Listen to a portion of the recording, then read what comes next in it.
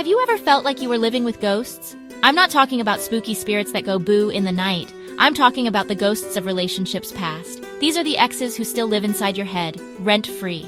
They are the memories of heartbreak, the whispers of what if, and the shadows of betrayal that follow you around. Honestly, it's like carrying a heavy sack of old, broken toys. Every time you try to move forward, you hear the rattle of those old hurts, reminding you of the pain you once felt. It's a heavy burden, and it makes finding new joy feel almost impossible. Imagine it's Christmas Eve. You're waiting for a wonderful gift, something new and full of promise. But instead of Santa Claus, your exes show up one by one. The first one reminds you of a time you felt ignored. The second one brings up a lie that broke your trust.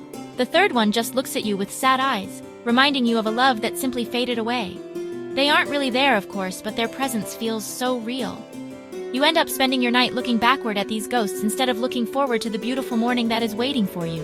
This is what happens when we don't let go of the past. Many people believe that holding on to these memories is a way of protecting themselves. They think, if I never forget how much it hurt, I'll never let it happen again. But this is a trap. Holding on to pain doesn't protect you, it imprisons you. It builds a wall around your heart, not just to keep new hurt out, but to keep new love out as well. You become so focused on the ghosts of yesterday that you can't see the real, wonderful people standing right in front of you today. True healing doesn't come from remembering the pain.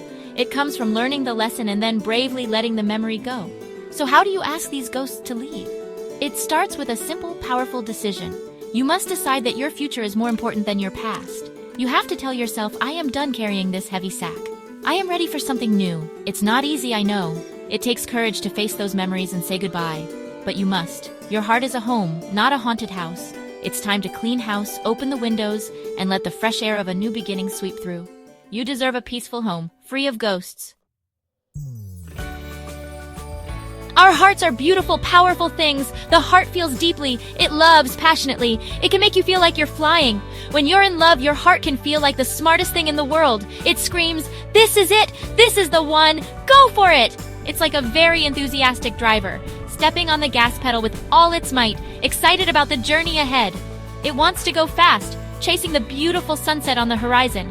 And that passion is a gift. We should never ignore the beautiful music our heart plays. It is the engine of our deepest connections. But here is the problem. The heart, on its own, is a terrible navigator.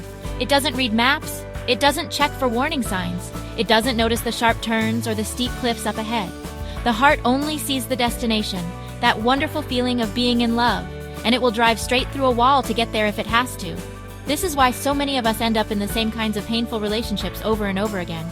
Our heart picks the same type of person because it feels familiar, even if that familiarity is the feeling of being hurt. This is where your mind comes in. Think of your mind as the wise co-pilot holding the map. While your heart is flooring the gas pedal, your mind is the one that should be saying, wait a minute, the map shows a broken bridge ahead. Your mind is the one that notices the red flags. It's the one that remembers the last time you went down a similar road and ended up with a flat tire and a broken heart.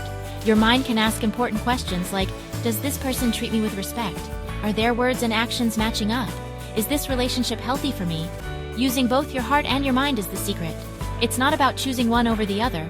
Love should be a team effort between the two. Let your heart feel the excitement and the joy. Let it point you toward connection. But let your mind do the steering. Let it check the route. When your heart says, I love how this person makes me feel, let your mind add, and I see that this person also shows me respect, honesty, and kindness. When your heart and mind agree, that is when you know you are on the right road to a love that is not only passionate, but also safe and lasting. When we are hurt, especially from a deep betrayal like being cheated on, it leaves a big, empty hole in our hearts. The pain can be overwhelming. In that moment of intense loneliness, we can become very vulnerable. We just want the pain to stop. We crave feeling loved and wanted again, so much so that we are willing to accept almost anything. This is the detour of desperation. It's a dangerous road where we make choices not out of love, but out of fear. The fear of being alone. It's like being starving and grabbing the first piece of food you see, without checking if it's spoiled. On this detour, some people jump immediately into a new relationship. They don't take any time to heal or to understand what went wrong. The new person becomes a bandage for the old wound. The problem is that a bandage doesn't heal the wound, it just covers it up. Underneath, the hurt is still there, and it will often get worse. You might end up using the new person not because you love them, but because you love the idea of not being alone. This isn't fair to them, and it isn't fair to you. You are simply delaying your own healing process. Others take a different path on this detour. They might try to get revenge or prove that they are still desirable. They might post endless happy photos online to make their ex jealous, or they might enter into casual relationships just to feel wanted. But this is like drinking salt water when you're thirsty. For a moment, it feels like it's quenching your thirst, but it ultimately leaves you more dehydrated and emptier than before. Chasing validation from others will never fill the void inside you.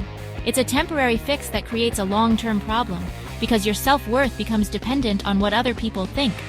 The most important thing to do after a heartbreak is to resist the urge to take this detour. Don't immediately look for someone else to make you feel whole. The truth is, no one else can do that for you.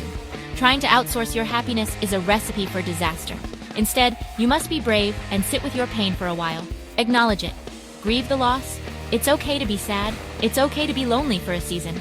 Healing is a process, not a race. Taking this time for yourself is the first step toward making sure your next relationship is built on a foundation of strength, not desperation. Before you can truly love someone else in a healthy way, you must first learn to love yourself. I know this might sound like a cliché, but it is the most profound truth in the world of relationships. Loving yourself means treating yourself with the same kindness, patience, and respect that you would offer to a dear friend. It means knowing your own worth, independent of whether you are in a relationship or not. You are not half of a whole. You are whole all by yourself. Your value does not increase when someone loves you, and it does not decrease when someone leaves you. You are priceless, just as you are. Think of self-love as your true north on a compass. When you have it, you will never be truly lost. Even when relationships end, even when you feel lonely, your inner compass points you back to your own worth. This inner strength is what helps you avoid repeating past mistakes. When you love yourself, you set standards. You won't accept disrespect because you respect yourself too much. You won't tolerate being an option because you know you deserve to be a priority. Self-love is the ultimate protector of your heart. It's the quiet voice inside that says, you deserve better than this. Letting go of someone you love, or even someone you thought you loved, can be terrifying. The fear of being alone can be so strong that it makes you want to cling to an unhealthy situation. But I want to encourage you, do not be afraid of letting go. Don't be afraid of the empty space that a person leaves behind. See that space not as a void, but as an opportunity. It is an opportunity to rediscover yourself, to find new hobbies, to strengthen your friendships, and to build a life that you truly love, for you. Being alone is not the same as being lonely. Being alone can be a beautiful season of growth. Ultimately, the journey to finding true love is a journey back to yourself.